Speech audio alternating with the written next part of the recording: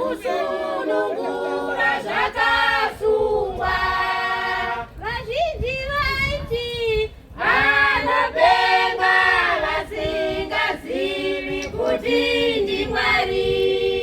Mapipa akaitwa vakaramba vasingazivi kuti ndiMwari.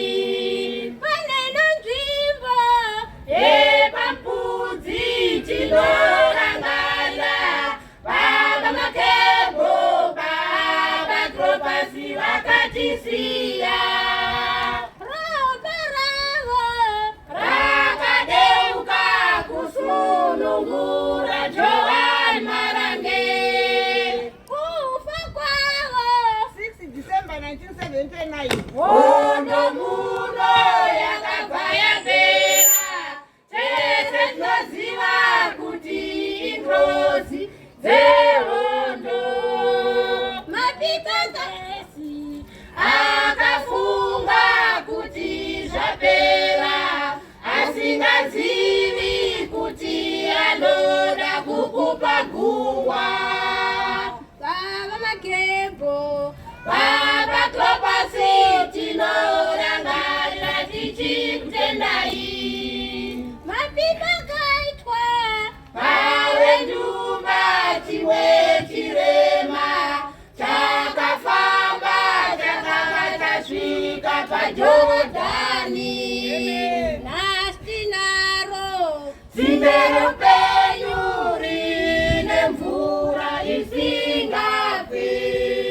Mambo Nimrodi ndiwe mupi wenhaka isingaperi, nerugare mutsvene mutsvene muri mutsvene.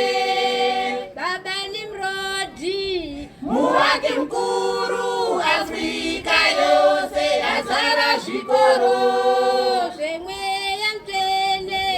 Tarirai Joan Marange yasimudza nyika. Nenzvimbo ino fara mpembere mawanirwe nyasha nesungatware. Mutsvene mutsvene mutsvene mutsvene mutsvene mutsvene Baba mutsvene. Paneno nzvimbo yepampudzi tinorangana Baba Makembo, Baba Cleopas vakatisiya. Ropa ravo rakadeuka kusunungura Joan Marange.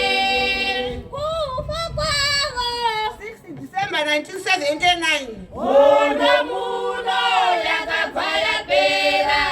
Tese tinoziva kuti ingozi dzehondo.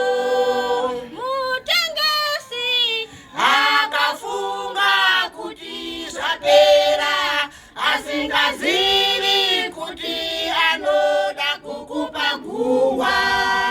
Baba Makembo, Baba Cleopas tinorangarira tichikutendai.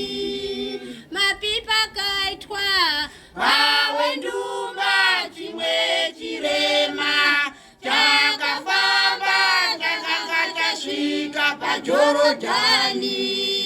Nhasi tinaro dzinde roupenyu rine mvura isingapwi. Mambo Nimrodi ndiwe mupi wenhaka isingaperi, mambo ekururama nerugare mutsvene mutsvene muri Nimrodi. Baba Nimrodi muvaki mukuru, Afrika yose yazara zvikoro